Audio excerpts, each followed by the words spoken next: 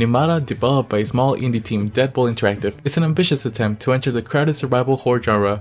It borrows heavily from the genre's greatest, such as Silent Hill and Resident Evil, all while trying to carve its own identity with a psychological twist and a focus on atmosphere.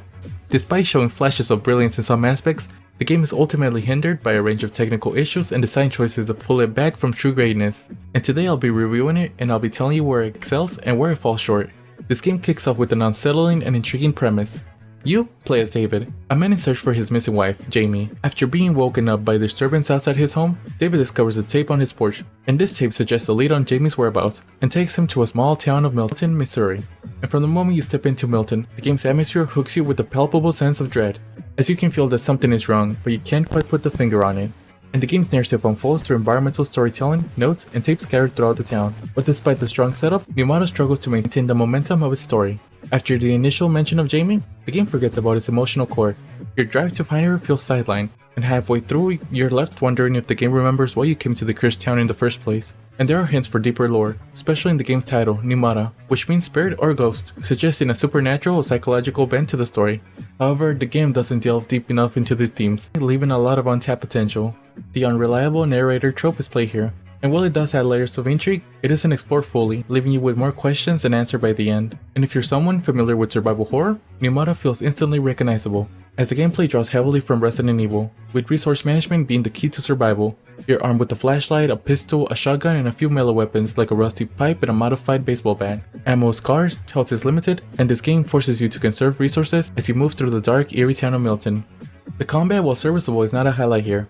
The gunplay feels weighty, and you can certainly feel the impact of your shots or melee swings. But the pacing of the encounters can feel off at times. Certain sections throw waves of enemies at you, and without enough resources or space to maneuver, frustration quickly sets in. And it doesn't help that the enemy design, while functional, doesn't do much to stand out. There's a clear love creation influence, but nothing you'll encounter will feel particularly memorable, especially compared to the genre's iconic monsters. And one of the biggest drawbacks for me is the lack of fluid movement. The walking speed feels more like a shuffle, and the running isn't much better, making the overall pace of the game feel sluggish. And this issue extends to the combat, where dodging and blocking feel clunky and unreliable, especially in the tight spaces where enemies can overwhelm you quickly. There are explosive barrels placed around you for crowd control, but their locations feel poorly planned, making them difficult to utilize effectively. Puzzles in Pneumata are fairly standard for the genre, and while they don't break new grounds, they do serve their purpose well enough. However, without a minimap in certain areas, backtracking does become tedious, especially in maze-like levels such as the sewer. A map system which was presented in the demo is sorely missed here, and would have greatly improved the player's sense of direction. And when it comes to visuals, unfortunately it's a mixed bag. Although it's built with the Unreal Engine 5 and boasts some impressive lighting effects and environmental details, unfortunately this game has numerous graphical issues. Texture pop-ins, missing assets, and even disappearing objects detract from the immersion.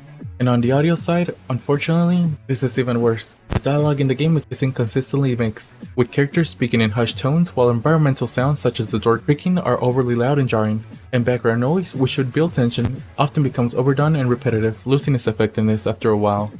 In my opinion, Pneumata is a game of contrast. On one hand, its atmosphere, lighting, and sound design show that Deadbolt Interactive has potential to create an unsettling and immersive horror experience. The setting of Milton, Missouri, combined with the psychological horror elements, creates a tense environment that will keep you on edge, at least for a while. However, this game stumbles in its execution. Sluggish movement, immersive braking mechanics, and a host of technical issues prevent the game from being a truly great horror game. In the end, Pneumata is a respectable attempt for a small team, but ultimately it feels unfinished. For me, the game's a 6 out of 10, and unfortunately, I cannot recommend this to any of you, even if you're a fan of horror games. If you've played the game, did you like it? Would you recommend it? Let us know in the comments. Thank you for watching till the end. Don't forget to like, comment, share, and subscribe, and have a great day.